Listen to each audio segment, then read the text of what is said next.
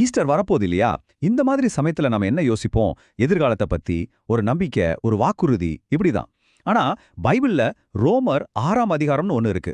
அது நம்ம யோசிக்கிற விதத்தையே தலைகீழா மாத்துது. என்ன சொல்லுது தெரியுமா?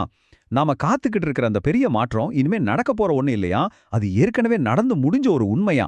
எப்படி இது முடியும்னு யோசிக்கிறீங்களா? வாங்க, இத பத்தி தான் நம்ம இப்ப பார்க்க போறோம். ஒரே ஒரு நிமிஷம் இந்த கேள்விய நல்லா யோசிச்சு பாருங்க. ஒருவேளை உங்க வாழ்க்கையில ஒரு பெரிய ஆன்மீக மாற்றத்துக்காக நீங்க ரொம்ப நாளா காத்துக்கிட்டு இருக்கலாம். ஆனா வேதம் என்ன சொல்லுதுன்னா, அந்த மாற்றம் இனிமே நடக்க போறதில்ல, அது ஏற்கனவே உங்களுக்குள்ள நடந்துடுச்சுன்னு சொல்லுது. நம்புறது கொஞ்சம் கஷ்டமா இருக்கா? ஆனா இதுதான் நாம இன்னைக்கு ஆராய போற ஒரு ஆச்சரியமான உண்மை.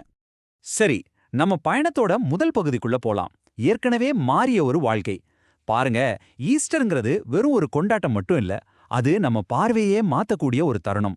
எதிர்காலத்துல நமக்கு என்ன கிடைக்கும்னு யோசிக்கிறத விட்டுட்டு, இப்போ நிகழ்காலத்துல நாம யாருங்கிற யதார்த்தத்துக்கு நம்ம கவனத்தை திருப்புவோம். இதுதாங்க முக்கியமான விஷயம். இது நாம ரொம்ப கஷ்டப்பட்டு எதையோ சாதிக்கணுங்கிறத பத்தினது இல்ல. அதுக்கு பதிலா கிறிஸ்துவ நமக்காக என்ன செஞ்சிருக்காருன்னு ஏத்துக்கிறது தான். நம்ம பார்வை நான் ஒரு நாள் மாறுவேங்கிறத விட்டுட்டு நான் ஏற்கனவே மாற்றப்பட்டுட்டேங்கிற இடத்துக்கு வரணும். இந்த ஒரு வரிதான். இது ஏற்கனவே நடந்துவிட்டது. இது வெறும் வார்த்தைகள் இல்லங்க. இது ஒரு புரட்சிகரமான உண்மை. இந்த ஒரு உண்மையை மட்டும் நாம சரியா உள்வாங்கிக்கிட்டா, அது நம்ம வாழ்க்கையோட ஒவ்வொரு பகுதியும் எப்படி மாத்தப் போகுதுன்னு தான் நாம பார்க்க போறோம். அப்போ இந்த மாற்றம் எங்கிருந்து ஆரம்பிக்குது? நாம எதை நோக்கி போறோங்கிறதுல இல்ல, நாம எதை விட்டுட்டு வந்திருக்கோங்கிறதுல தான் ஆரம்பிக்குது. அதாவது, நம்ம பழைய வாழ்க்கை, அந்த பாவத்தோட ஆட்சி, அது முடிஞ்சு போச்சு. ஒரு காலத்துல பாவம் நம்ம சிந்தனைகளுக்கு எஜமானனா இருந்துச்சு. நம்ம மனசோட ஒவ்வொரு மூளை முடுக்குலயும் அதோட கண்ட்ரோல் தான். சிந்தனைகள் மட்டும் இல்ல, நம்ம செயல்களும் அதோட பிடியில தான் இருந்துச்சு. நாம எப்படி நடந்துக்கணும்னு அதுதான் முடிவு பண்ணுச்சு. எல்லாத்துக்கும் மேல பாவம் நாம யாருங்கிறதையே தீர்மானிச்சது. அது நம்மளோட பெயரா, நம்ம அடையாளமா, ஏன் நம்மளோட மொத்த சாராம்சமாவே இருந்துச்சு. ஆனா இங்கதான் அந்த பெரிய திருப்புமுனை வருது. எப்போ நாம கிறிஸ்துவோட இணைஞ்சுமோ அப்பவே பாவத்தோட அந்த ஆட்சி, அந்த அதிகாரம் சுக்கு நூறா உடைக்கப்பட்டுடுச்சு. இனிமே அது நம்மள ஆள முடியாது. அதோட சகாப்தம் முடிஞ்சது. இத இன்னும் கொஞ்சம் தெளிவா புரிஞ்சுக்கலாமா? பாருங்க, கிறிஸ்து சிலுவையில இறந்தப்போ நம்மளோட அந்த பழைய மனுஷன், அந்த பழைய சுயம் அவரோட கூடவே மரிச்சு போச்சு. நம்மள கட்டி வச்சிருந்த அந்த பழைய சங்கிலிகள் எல்லாம் உடைஞ்சு போச்சு. பாவத்துக்கு அடிமையா இருந்தோமே, அந்த சாப்டர் க்ளோஸ். இது நாம செய்ய வேண்டிய ஒரு வேலையே இல்ல. இது நமக்காக 100க்கு 100 முழுமையா செஞ்சு முடிக்கப்பட்ட ஒரு விஷயம். ஓகே, பழைய கதை முடிஞ்சுது. அப்போ அந்த இடத்துல இப்ப என்ன வந்திருக்கு? இப்ப நாம இந்த மாற்றத்தோட பிரகாசமான பக்கத்தை பார்க்கலாம். ஒரு புது வாழ்க்கை, ஒரு புது அத்தியாயம், அது ஏற்கனவே தொடங்கிடுச்சு. இங்க நடந்திருக்கிறது ஒரு சாதாரண மாற்றம் இல்ல, இது ஒரு மாபெரும் பரிமாற்றம். அடிமைத்தனத்துக்கு பதிலா சுதந்திரம், குற்ற உணர்வுக்கு பதிலா நம்பிக்கை, பலவீனத்துக்கு பதிலா வலிமை, இருட்டுக்கு பதிலா வெளிச்சம். இதுதான் கிறிஸ்துவுக்குள்ள நமக்கு கிடைச்சிருக்கிற புத்தம் புது இப்போதைய யதார்த்தம். இது ரொம்ப ரொம்ப முக்கியமான ஒரு பாயிண்ட். இது சும்மா நம்ம கெட்ட பழக்கத்தை விட்டுட்டு நல்ல பழக்கத்தை கடைப்பிடிக்கிற மாதிரி இல்ல. இது ஒரு அழுக்குச் சட்டைய மாத்துற மாதிரி இல்லீங்க. இது ஒரு புது மனுஷனாவே மாறுற மாதிரி. நம்மளோட அடையாளம், நம்மளோட டிஎன்ஏவே மாத்தப்பட்டுடுச்சு. இந்த புது அடையாளத்துல என்னென்ன இருக்கு? நமக்கு ஒரு புது இதயம் கொடுக்கப்பட்டிருக்கு. தேவனை நேசிக்க விரும்புற ஒரு இதயம். நம்ம வாழ்க்கைக்காக ஒரு புது நோக்கம் உருவாக்கப்பட்டிருக்கு. அர்த்தமில்லாத வாழ்க்கையிலிருந்து அர்த்தமுள்ள வாழ்க்கைக்கு நாம ஒரு புது திசையில பயணிக்க ஆரம்பிச்சிட்டோம். இருட்டுல இருந்து வெளிச்சத்தை நோக்கி. இதெல்லாமே, திரும்ப சொல்றேன், ஏற்கனவே நடந்துருச்சு. இப்போ உங்களுக்கு ஒரு கேள்வி வரலாம். எல்லாம் முடிஞ்சிடுச்சுன்னா அப்புறம் ஏன் நான் இன்னும் பாவத்தோட போராடிட்டு இருக்கேன்? நல்ல கேள்வி. பாவம் இன்னும் இருக்கு, ஆனா அதோட ஆட்சி முடிஞ்சு போச்சு. இந்த வித்தியாசத்தை நாம சரியா புரிஞ்சுக்கணும். இதோட விளக்கம் இதுதான். இது ஒரு தோற்கடிக்கப்பட்ட ராஜாவா கற்பனை பண்ணி பாருங்க. அவனுக்கு இனிமே சிம்மாசனம் கிடையாது, அதிகாரமும் கிடையாது. ஆனா அவன் இன்னும் அந்த நாட்டுல சுத்திட்டு சின்ன சின்ன தொந்தரவு கொடுக்கலாம். பாவம் அப்படிதான், அதோட ஆட்சி முடிஞ்சிடுச்சு. அது உங்களை சோதிக்கலாம், ஆனா உங்களை கட்டுப்படுத்தவோ நீங்க யாருன்னு வரையறுக்கவோ அதுக்கு இனிமே அதிகாரம் கிடையாது. இந்த அட்டவணைய பாருங்க. அந்த வித்தியாசம் ரொம்ப தெளிவா தெரியும்.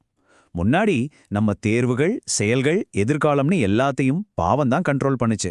ஆனா இப்ப பாருங்க, நமக்கு நீதியை தேர்ந்தெடுக்க சக்தி இருக்கு, வித்தியாசமா வாழ வலிமை இருக்கு, பரிசுத்தமா நடக்கிற திறனும் இருக்கு. இந்த அதிகாரம் இப்போ நம்ம கையில இருக்கு. மறுபடியும் அந்த முக்கியமான செய்திய நம்ம மனசுல பதிய வைப்போம். இந்த வெற்றி எதிர்காலத்துல வரப்போற ஒண்ணு இல்ல. இந்த மாற்றம் ஏற்கனவே நிகழ்ந்துடுச்சு. நாம இந்த உண்மையில நின்னு வாழத்தான் அழைக்கப்பட்டிருக்கோம். சரி, இவ்ளோ உண்மைகளையும் புரிஞ்சுக்கிட்டோம். இப்போ ரொம்ப முக்கியமான கேள்வி, சோ வாட்? இதனால என்ன? நாம எப்படி வாழணும்? நம்மளோட 5வது மற்றும் கடைசி பகுதி இந்த உண்மையை நம்ம அன்றாட வாழ்க்கையில எப்படி அப்ளை பண்றதுங்கிறத பத்தி தான். இங்கே தான் நாம புரிஞ்சுக்க வேண்டிய ஒரு முக்கியமான ஷிஃப்ட் இருக்கு. நாம இனிமே சுதந்திரத்துக்காக போராட போறதில்ல. ஏன்னா நாம ஏற்கனவே சுதந்திரமானவங்க.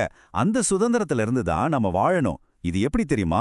ஒரு பரிசை சம்பாதிக்க முயற்சி பண்றதுக்கும் கிடைச்ச பரிசு அனுபவிச்சு அதுக்கு நன்றியா இருக்கிறதுக்கும் இருக்கிற வித்தியாசம் மாதிரி. அப்போ சுதந்திரத்துல நடக்கிறதுனா எப்படி இருக்கும்? அது ஒவ்வொரு நாளும் நாம எடுக்கிற முடிவுகள் தான். தினமும் நீதியை தேர்ந்தெடுக்கிறதுல அது தொடங்குது. தேவனுக்கு கீழ்ப்படிந்து நடக்கிறதுல அது தொடருது. நமக்கு கொடுக்கப்பட்டிருக்கிற அந்த புது நோக்கத்தோட வாழறதுல அதுக்கு அர்த்தம் கிடைக்குது. கடைசியா நம்மளோட ஒவ்வொரு செயலும் கிறிஸ்துவின் அன்பையும் குணத்தையும் பிரதிபலிக்கிற ஒரு கண்ணாடியா மாறிடும். ஆக மொத்தத்துல நாம கடைசியா வந்து சேர்ந்திருக்கிற செய்தி இதுதான். வெற்றி ஏற்கனவே நம்மளோடது தான்.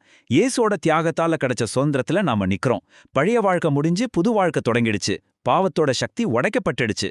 இது நாம காத்துக்கிட்டு இருக்கிற மாற்றம் இல்ல, நாம வாழ்ந்துகிட்டு இருக்கிற மாற்றம். ஈஸ்டருங்கிறது ஒரு நாள் நமக்கு கிடைக்க போற வெற்றிக்காக காத்திருக்கிறது இல்ல. அது ஏற்கனவே ஜெயிச்சு முடிச்ச ஒரு வெற்றியோட மாபெரும் கொண்டாட்டம். இந்த கேள்வி உங்களுக்காக. இந்த மகத்தான உண்மையை நீங்க தெரிஞ்சுக்கிட்டீங்க. இந்த வெற்றியில இன்னைக்கு நீங்க எப்படி வாழ போறீங்க?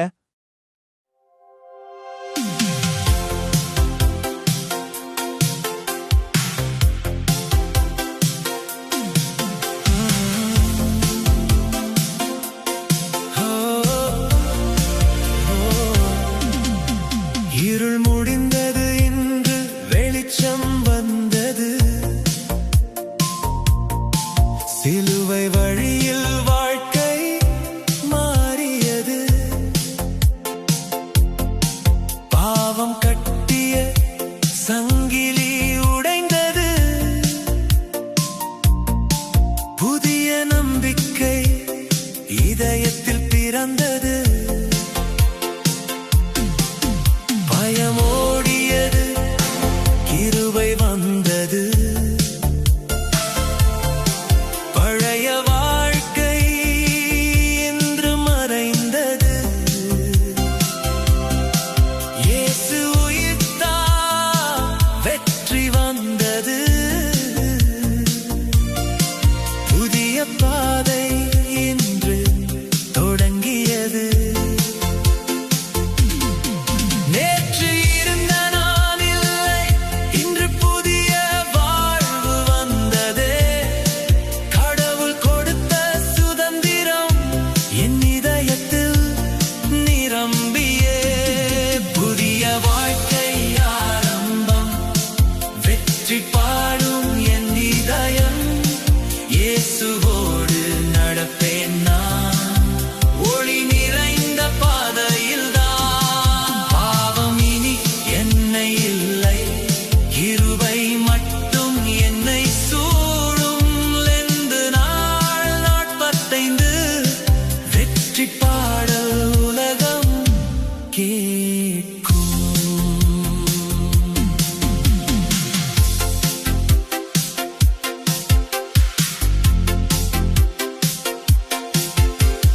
சிலுவை வழி நம்பிக்கை தந்தது. உயிர் தெழுதல் வாழ்க்கை மாற்றியது. கண்ணீரெல்லாம் சந்தோஷமானது. கருணை என் இதயத்தை நிரப்பியது.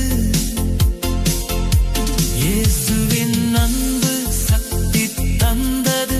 புதிய தைரியம் உள்ளத்தில்